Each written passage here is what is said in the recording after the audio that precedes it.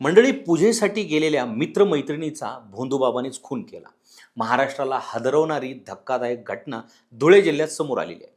नाशिकमधील अशोक खरात प्रकरण ताजं असतानाच आता धुळ्यातील एका भोंदूबाबावर दुहेरी हत्येचा गंभीर आरोप झालेला आहे.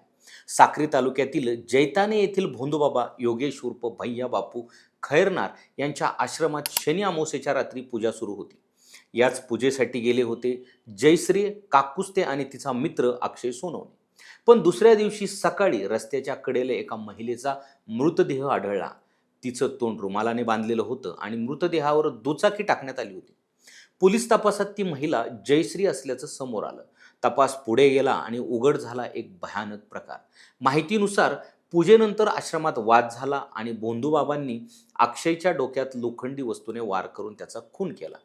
तर जयश्रीची ओढणीने गळा आवळून तिचा जीव घेतला गेला. पण या प्रकरणात सर्वात धक्कादायक ठरला तो एक केशरी रुमाल.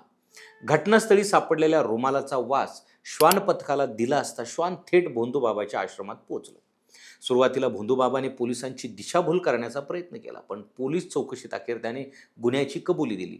इतकंच नाही तर अक्षयचा मृतदेह आश्रमाजवळील वनक्षेत्रात पुरल्याचंही त्याने कबूल केलं आहे. तर मंडळी, अशाच नाविन्यपूर्ण माहितीसाठी सत्तावनच्या चॅनलला सबस्क्राईब करा आणि सत्तावनच्या इन्स्टा पेजला फॉलो करायला विसरू नका.